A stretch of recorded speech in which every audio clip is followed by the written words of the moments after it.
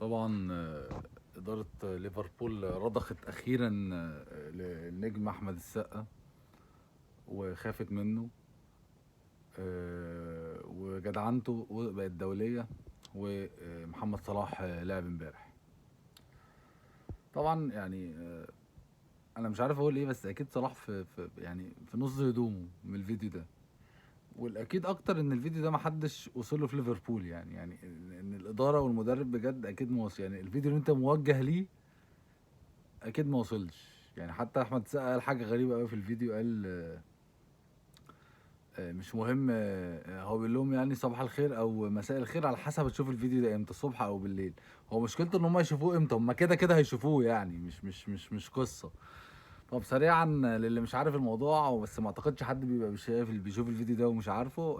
احمد سقا عمل فيديو موجه لاداره ليفربول، بيكلمهم بالانجليزي. بيقول لهم ان صلاح ده ابننا ولازم يلعب، وما ينفعش بتعملوه معاه ده، وده اسطوره، وخلال ال7 سنين اللي فاتوا عمل لكم انجازات كتيره، فلازم يتعاملوا معاه احسن من كده. فتاني يوم مدرب ليفربول نزل صلاح على طول الماتش، ما قعدوش على الدكه. يعني كان قاعد على الدكه ونزل في الدقيقه 20 في الشوط الاول حتى يعني. ف ده دليل ان صوت استاذ احمد سقا مسموع. نتكلم بقى شويه جد. طبعا الفنانين يا جماعه لما بيلاقوا الدنيا رايحه في حته الكوره لازم يروحوا معاها، لازم يركبوا الترند. يعني حتى زينه نزلت صوره وقالت لك انفولو ليفربول وبتاع، واكونت ليفربول انهار بعد الموضوع ده. وكذا حد، محمد رمضان نزل صوره معايا. يعني حتى اللي ما عملش حاجات مضحكه زي السقا وكده، هو نزل على الاقل صوره بقى وبيدعم وكده. طب هل هو يفرق معاهم صلاح، وهل هم مهتمين لشأن صلاح لهذه الدرجه؟ الاجابه بالطبع لا. امال هم ليه بيعملوا كده؟ عشان يركبوا الترند.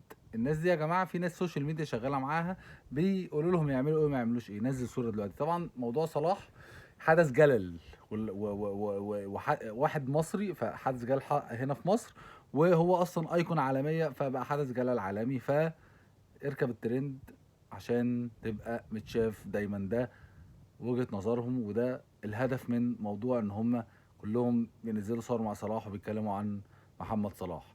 لكن الناس دي مثلا لما يعني كاس العالم اللي جاي في امريكا ده، كلهم هتلاقيهم سافروا امريكا، ما فيش حد بيصور، ما فيش حد في الساحل، ما فيش حد، هم كلهم طايرين على امريكا عشان ياخدوا اللقطه هناك بتاعه المنتخب. ففي اوقات كده معينه الاعين كلها بتتوجه ناحيه الكوره، فالفنانين بالتالي بيروحوا ناحيه الكوره، مش لانهم بيحبوا صلاح او يهمهم شأن صلاح، على قدر ما هم يهمهم شأن نفسهم، في ان هم يفضلوا دايما موجودين في الصوره. فما تصدقهمش يا جماعه، الناس دي بتعمل اللي يخليهم دايما موجودين في الصوره. يعني عمر ما هتلاقي مثلا في كاس العالم حد بيصور فيلم او حد بيصور مسلسل، لانه عارف ان ما حدش اصلا هيشوفه ولا هيبقى حاسس بيه.